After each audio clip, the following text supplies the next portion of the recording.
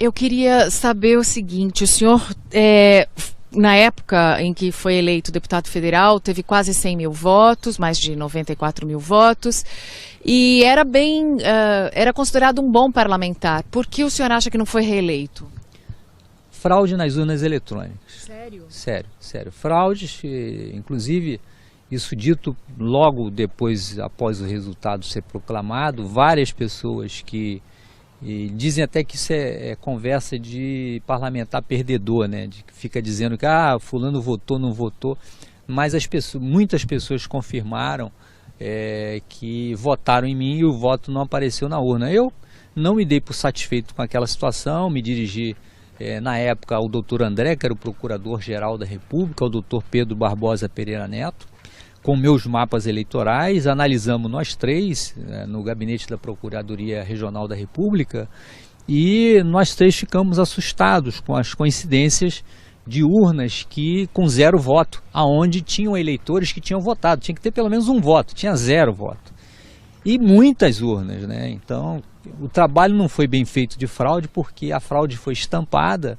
Imediatamente o Procurador Regional da República, o doutor André, de uma forma competente, chegamos à conclusão que tinha que fazer uma representação de fraude, à época ao presidente, que era o Dias Toffoli, ministro Dias Toffoli do Tribunal Superior Eleitoral, e essa representação ficou tramitando. Eu retornei à Polícia Federal em fevereiro de 2015, com o encerramento do meu mandato, e eu mesmo fui investigar a minha fraude, né?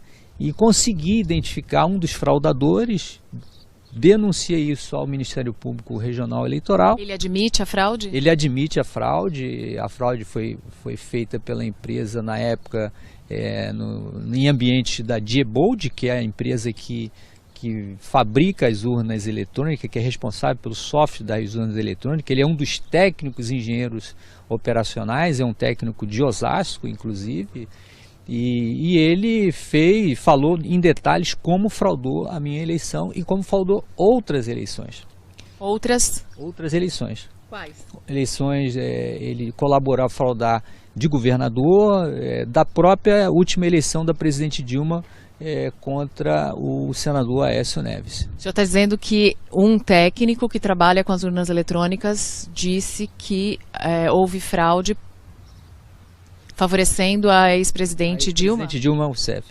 A ex-presidente Dilma Rousseff, ele fraudou, ele prova tecnicamente como foi feita a fraude, ele materializa como foi feita a fraude. Por que isso não se transformou num grande escândalo e anulação das eleições? Mariana, eu até tentei articular com o Ministério Público Eleitoral, dentro da minha diretoria de combate ao crime organizado, com um colega que era chefe da divisão que investiga crimes eleitorais em Brasília, a fazer uma operação de inteligência nas eleições municipais que iam acontecer, né, no próximo ano seguinte, de 2016.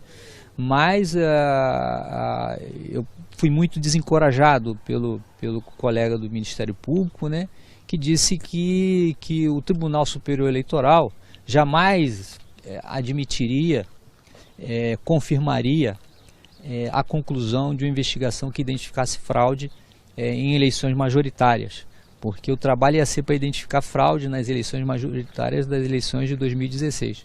Então, isso não foi...